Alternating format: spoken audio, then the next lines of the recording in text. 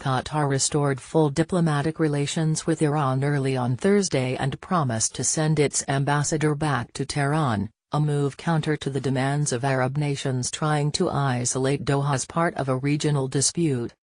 In announcing its decision, Qatar made no mention of the diplomatic crisis roiling Gulf Arab nations since June, when Doha found its land, sea and air routes cut off by the four Arab states. Iran, which welcomed Doha's decision, has sent food to Qatar and allowed its airplanes to increasingly use the Islamic Republic's airspace. Restoring diplomatic ties will undoubtedly anger those opposing Qatar in the regional dispute, chief among them Saudi Arabia, Iran's regional rival. Perhaps not unrelated, the move comes just days after Saudi Arabia began promoting a Qatari royal family member whose branch of the family was ousted in a palace coup in 1972. Qatar has shown it is going to go in a different direction, said Christian Coates-Ulrichsen, a research fellow at the James A. Baker III Institute for Public Policy at Rice University who lives in Seattle. It could very well be calculated toward reinforcing the point that Qatar will not bow to this regional pressure placed upon it. Qatar pulled its ambassador from Tehran in early 2016 after Saudi Arabia's execution of a prominent Shiite cleric sparked attacks on two Saudi diplomatic posts in Iran, a move to show solidarity with the kingdom. A short foreign ministry statement issued early Thursday changed that, saying Qatar's ambassador soon would return to Iran. The state of Qatar expressed its aspiration to strengthen bilateral relations with the Islamic Republic of Iran in all fields, the statement said. In Iran, Foreign Ministry spokesman Bahram Ghasemi said Qatar announced its intention to return its ambassador to Tehran in a phone with Foreign Minister Mohammad Javad Zarif.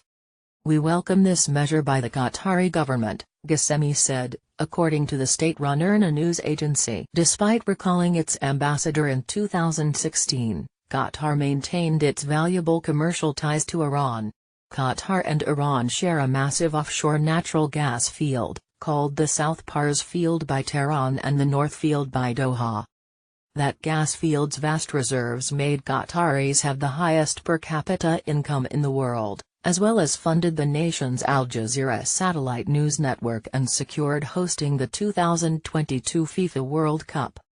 Shiite power Iran also has incorporated the crisis into its regular criticism of the Sunni-ruled Saudi Arabia, part of the two Middle East powers' long-running proxy war.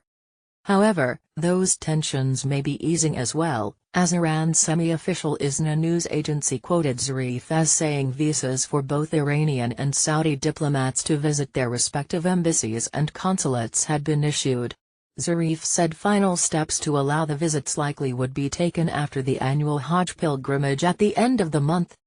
There was no immediate reaction from the Arab nations boycotting Qatar on its Iran decision. On Wednesday, the Central African nation of Chad announced it would close its embassy in Doha, accusing Qatar of trying to destabilize it from neighboring Libya.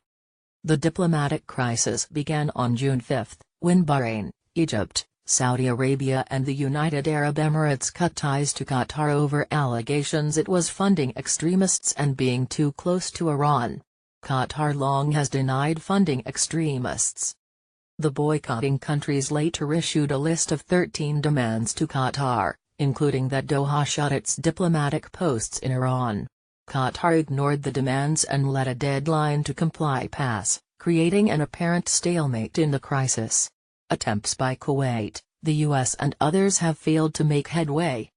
In recent days, however, Saudi Arabia announced it would allow Qataris to make the annual Hajj pilgrimage, which is required of all able-bodied Muslims once in their life.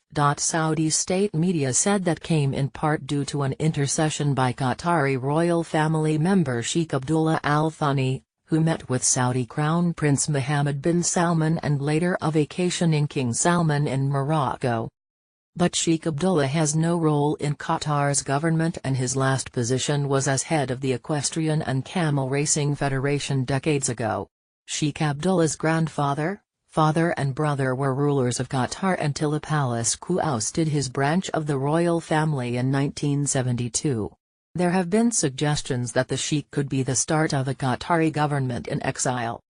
But Ulrichsen cautioned that so far, the Saudi moves appeared to be more needling than anything else. Given that a formal escalation in terms of sanctions is probably off the table for now, we're seeing this informal pressure on Qatar, to try and perhaps stir the pot, the professor said. I think the informal pressure is increasing because of the lack of formal alternative measures they can realistically hope to place on Qatar. Associated Press writer Amir Vahdat in Tehran, Iran, contributed to Th.